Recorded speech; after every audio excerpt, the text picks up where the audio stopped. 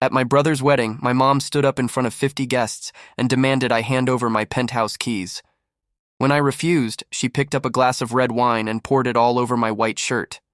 Laughter echoed from a few tables, whispers from the rest. The stain spread across my chest like a mark of shame. I didn't shout. I didn't argue. I just walked out, pulled out my phone, and made one call. An hour later, a man walked into that reception. And when my mom saw who it was, she started screaming. "Give me the keys, Adam. Don't make a scene." My mother's words carried a practiced edge, quiet enough to pass as polite, sharp enough to slice through the reception hall. The music had stopped. Guests froze with half-raised forks and unfinished drinks. I didn't move. My fingers tightened around the keys in my pocket. Her lips curled, eyes narrowing. And then, she grabbed a glass of red wine and tipped it onto my white shirt. It spread like a wound across my chest. Gasps broke the silence. A stifled laugh from my brother's table, whispers darting between guests. She leaned close, her breath sour with champagne. "You think I don't know what you've been hiding?" My name is Adam. 26, the one they've always overlooked, the easy scapegoat. I've swallowed more words than I've spoken. But silence isn't weakness, it's storage. And I've stored everything, every insult, every theft, every time they looked past me like I wasn't even there. So when my mother accused me, I didn't argue. Because the truth is, she wasn't completely wrong. Family members introduced. "Mom, stop," my brother Corbin said, tugging at his wife's hand. He was 30, groomed and confident, the air they never stopped polishing. At the bar, my sister Maris rolled her eyes and muttered loud enough for everyone to hear, "Here we go again, Adam ruining another night." My father, Dean, sat stiff in his chair at the far table. No words, just a clenched jaw, eyes fixed on the linen.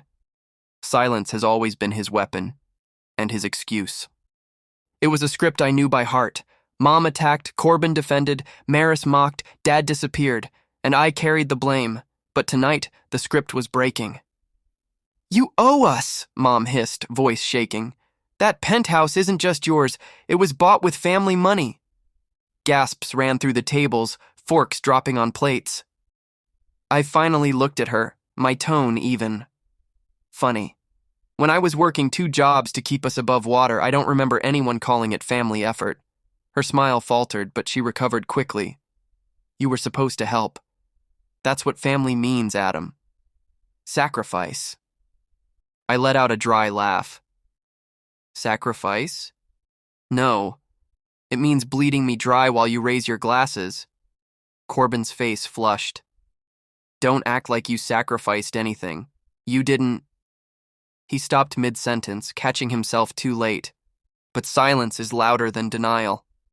His throat tightened, eyes darting to Dad. For the first time, some guests leaned forward, eager, like vultures circling. They smelled blood in the family.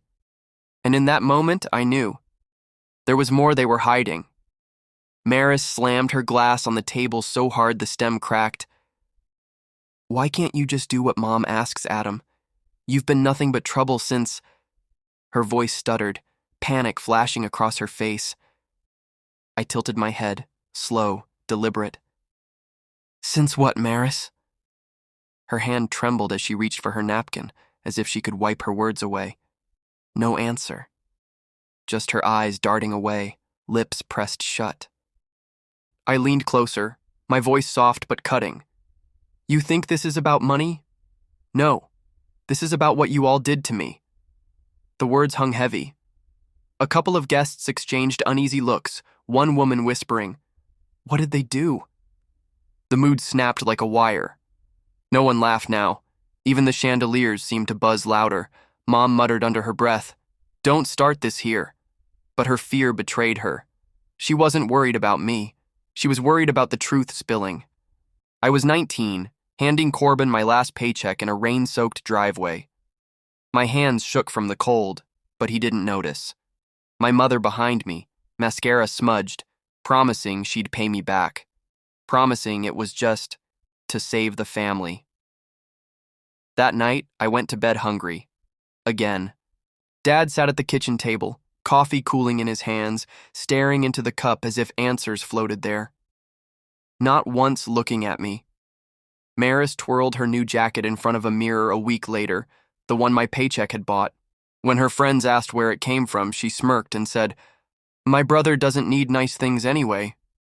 I stood at the doorway, soaking wet from work, listening. She never saw me. Or maybe she did, and that was the point. They don't remember those nights, but I do. Every one of them. And someone at that table knows exactly what I'm talking about. Corbin snapped first, his voice cracking under pressure. "Fine! You want the truth? The penthouse was never yours. It was mine. Dad promised it to me years ago." The words crashed through the room. Guests froze mid-step. Corbin's new wife's face drained pale, her hand slipping from his arm. My head turned toward Dad. He didn't flinch, didn't argue. His silence was an answer louder than any words. Mom's hand shook as she whispered, "Corbin, not here." But it was out. The promise, the lie, the betrayal. Gasps spread. Someone muttered, "They stole it from him." Another whispered, "Family money, huh?" And I let them see the corner of my mouth lift, because I'd known all along. The humiliation wasn't mine anymore. It was theirs. The reception splintered like shattered glass, Mom pleading in half sentences, Corbin shouting, veins bulging, Maris covering her face like a child caught in the act. Guests slipped out in waves, some shaking their heads, some recording whispers into phones. But I stayed still, breathing steady. "I gave you all my silence," I said, my voice cutting through the noise. "Tonight, I give you the truth." Corbin lunged forward, his hand gripping the table edge. "You ungrateful bastard!" His wife yanked him back, eyes wet, whispering fiercely, "Everyone's watching!" Maris looked up at me, desperate now. "Adam, please, don't." Her mascara streaked, her arrogance gone. For once, she was human. But it was too late. The silence they'd fed on for years had broken, and it wasn't mine to carry anymore. I walked out into the night, wine stiff on my shirt, the sound of my mother's voice echoing faintly behind me. For the first time, I felt lighter. The cool air wrapped around me, cleaner than anything I'd breathed in that hall. Behind me, I heard Maris call, her voice cracked open. "Adam, wait, I didn't know. I didn't..." The desperation in her tone stopped me for half a second. She sounded small, shaken. Nothing like the sister who once mocked me in front of her friends. I turned, met her eyes, then shook my head slowly. They'll never see me the same again, I thought. And I don't need them to. The city lights blinked ahead, restless, waiting. Every step I took felt like unchaining myself. Weeks later, I stood on the penthouse balcony. Not hiding, not defending, just breathing. The city stretched below me, messy, alive, unapologetic, like me. Corbin had slunk back to Mom's house, his wife refusing to step foot in that cage of lies. Maris sent me a clumsy text. "I'm sorry. For real this time." I left it unread. Dad stayed silent, as always. Silence had turned into his only language. The skyline glittered, but I didn't need it for proof. The real proof was the weight that was gone. For the first time, I whispered, "I don't carry their weight anymore." The storm hadn't given me peace. Speaking had, and the silence I once thought was weakness, it became my weapon, my freedom, my voice. If you were in my place, would you forgive them, or would you walk away forever? Tell me in the comments, I want to hear your truth. If this story hit you, hit like and subscribe. We share stories of pain, survival, and strength, because silence should never bury us.